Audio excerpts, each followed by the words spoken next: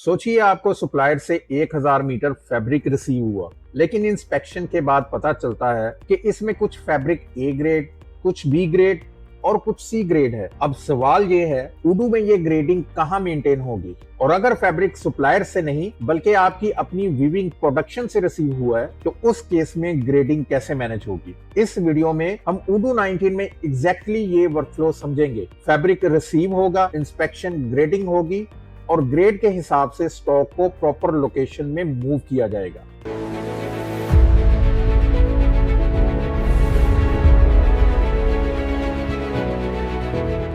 Hello दोस्तों, मैं हूं फरहान और आप देख रहे हैं अपना फेवरेट यूट्यूब चैनल ग्रूफर। आज हम एक प्रैक्टिकल सिनेरियो देखेंगे। फैब्रिक को हम वेयर हाउस में रिसीव करेंगे, उसके बाद उसकी इंस्पेक्शन होगी और फैब्रिक को ए ग्रेड, बी ग्रेड या सी ग्रेड के अकॉर्डिंगली डिफरेंट स्टॉक लोकेशंस में मैनेज किया जाएगा। इसका फायदा यह है कि इन्वेंटोरी में हमें सिर्फ ये नहीं पता होगा कि 1000 मीटर फैब्रिक अवेलेबल है, बल्कि ये भी क्लियर होगा कि कितना ए ग्रेड है, कितना बी ग्रेड है और कितना सी ग्रेड है। तो चलिए स्क्रीन पर चलते हैं और स्टेप बाय स्टेप प्रोसेस के साथ देखते हैं कि हम टेक्सटाइल में फैब्रिक को कैसे मैनेज कर सकते हैं। तो डेटाबेस को मैंने लॉगिन कर लिया है।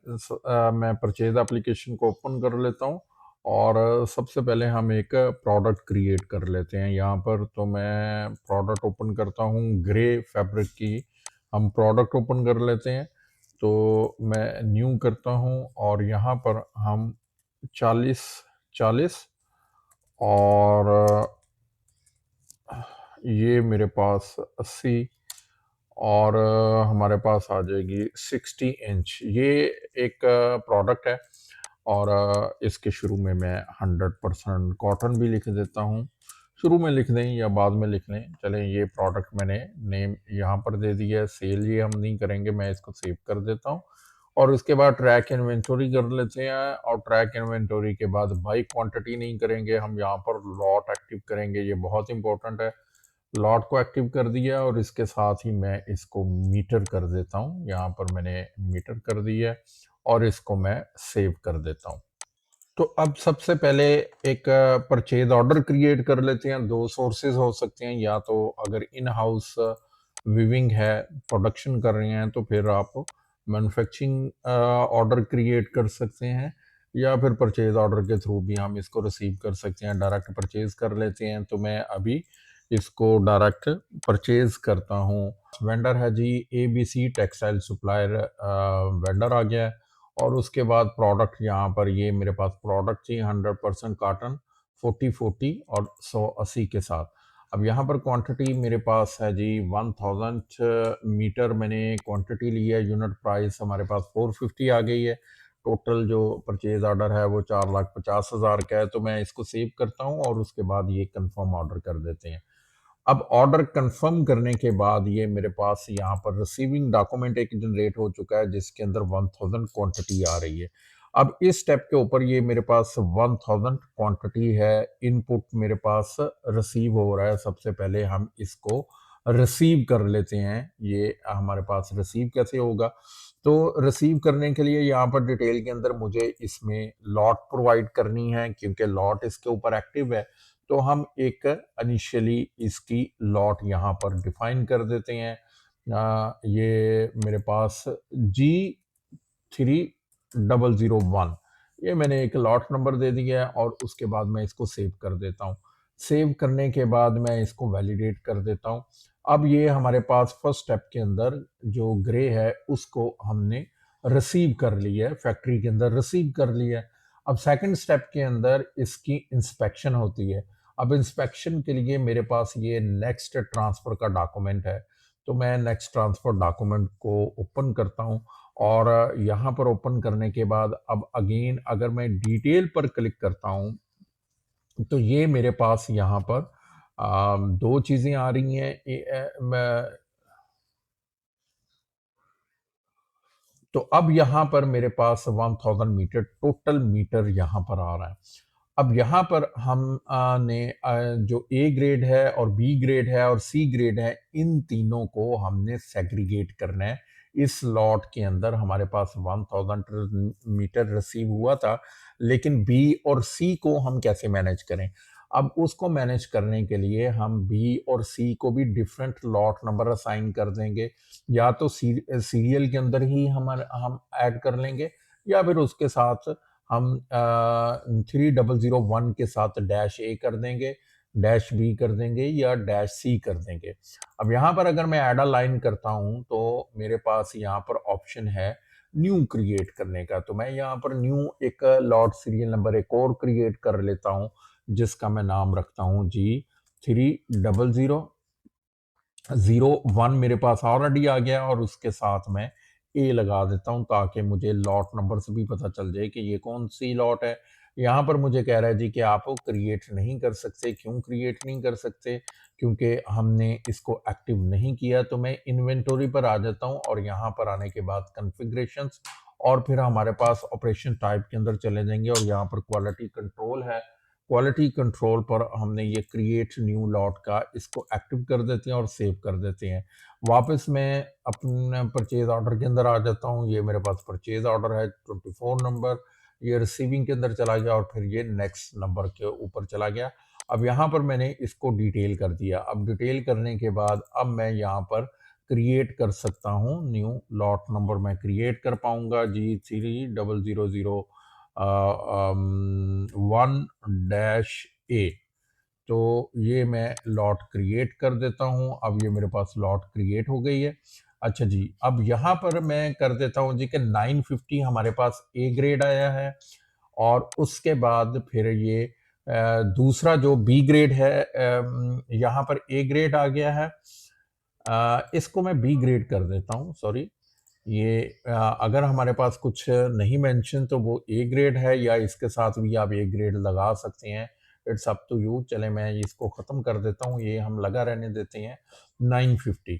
ادروائز اگر لاٹ کے ساتھ اگر کچھ نہیں لکھا ہوا تو وہ اے گریڈ ہوگا، اور اگر کچھ لکھا ہوگا تو دیٹ از بی گریڈ۔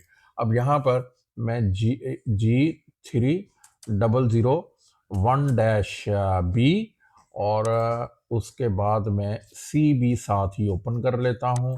یہ سی بھی میرے پاس اوپن ہو چکی ہے۔ اب یہاں پر یہ دیکھیں کہ یہ میرے پاس بی آ گئی، اس کو میں نے سلیکٹ کر لیا، یہ میں نے سیو کر لیا۔ تو اب یہ میرے پاس بی آ گیا ہے۔ بی کے اندر ہم نے یہاں پر 30 میٹرز مینشن کر دیا، اس کے بعد ایڈ لائن کرتے ہیں، اور نیو کے اندر میں آ جاتا ہوں۔ یہاں پر سیریل نمبر ہے جی سی میرے پاس، اب اس کو میں نے سیو کیا ہے، تو یہ سیریل نمبر تیسرا بھی میرے پاس آ چکا ہے، اور یہاں پر ہم 20 میٹرز مینشن کر دیتے ہیں۔ اب یہ 3 ڈیفرنٹ لاٹس کے اندر ہم نے یہاں پر ہی سیگریگیٹ کر لیے اے بی اور سی میں۔ اب میں اس کو سیو کر دیتا ہوں۔ سیو کرنے کے بعد ہم اس ڈاکومنٹ کو ویلیڈیٹ کر دیں گے۔ 1000 ہم نے کمپلیٹ کر لیا، یہاں پر کوالٹی کے اندر انسپیکشن ہو چکی ہے، اور میں اس کو ویلیڈیٹ کر دیتا ہوں۔ اب جیسے ہی میں نے ویلیڈیٹ کیا ہے، تو اب نیکسٹ سٹیپ کے اندر جب ہم نیکسٹ ٹرانسفر کے اندر جاتے ہیں، تو یہاں پر جو ہمارے پاس یہ سٹاک آ رہا ہے، اب میں ڈیٹیل پر کلک کرتا ہوں، تو یہ ہمارے پاس اس وقت پوزیشن آ رہی ہے۔ اب پہلے سٹیپ کے اندر ہم نے ریسیو کیا تھا ویئر ہاؤس کے اندر، سیکنڈ سٹیپ میں ہم نے فیکٹری کے اندر ریسیو کیا تھا پہلے سٹیپ میں، سیکنڈ سٹیپ میں ہم نے اس کی کوالٹی کر لی، انسپیکشن کر لی، اور جس کے اندر اے بی اور سی ڈیفرنٹ کیٹیگرائز کر دیے۔ اب لاسٹ سٹیپ کے اندر ہم نے اس کو سٹوریج رکھنا ہے، اس کو لوکیشنز پر رکھنا ہے۔ اب یہاں پر میرے پاس جو لاٹس ہیں وہ سیپریٹ ہو چکی ہیں، اے بی سی یا فیبرک رول جو ہیں وہ میرے پاس ڈیفرنٹ ہے۔ جو فریش کا فیبرک رول ہے وہ ڈیفرنٹ ہے، بی کا رول جو ہے وہ ڈیفرنٹ ہے، اور سی کا رول میرے پاس ڈیفرنٹ ہے۔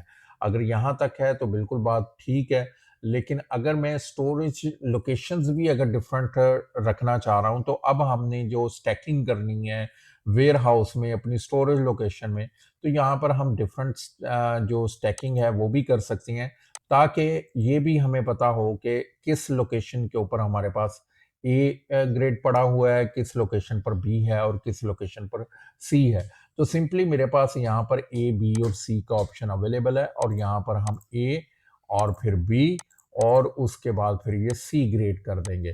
اب یہ سی گریڈ کرنے کے بعد میں اس کو سیو کر دیتا ہوں، اور اس کے بعد یہ ہم اس کو ویلیڈیٹ کر دیں گے۔ تو جیسے ہی میں نے ویلیڈیٹ کی ہے، اب ہم اگر انوینٹوری کے اندر چلے جاتے ہیں اور اپنی رپورٹنگ کو کال کرتے ہیں، میرے پاس یہ لوکیشن وائز رپورٹنگ آ رہی ہے، تو جیسے ہی میں نے لوکیشن کو اوپن کیا ہے، अब यहाँ पर हम 100% जो कॉटन था मेरे पास प्रोडक्ट, उसको पहले सॉर्ट कर लेते हैं। अब सॉर्ट करने के बाद अब यहाँ पर मैं इसको लोकेशन वाइज कर देता हूँ। ये मैंने लोकेशन कर दिया है। अब जब मैंने लोकेशन वाइज किया है तो यहाँ पर ये देखें कि बिल्कुल पिक्चर क्लियर है।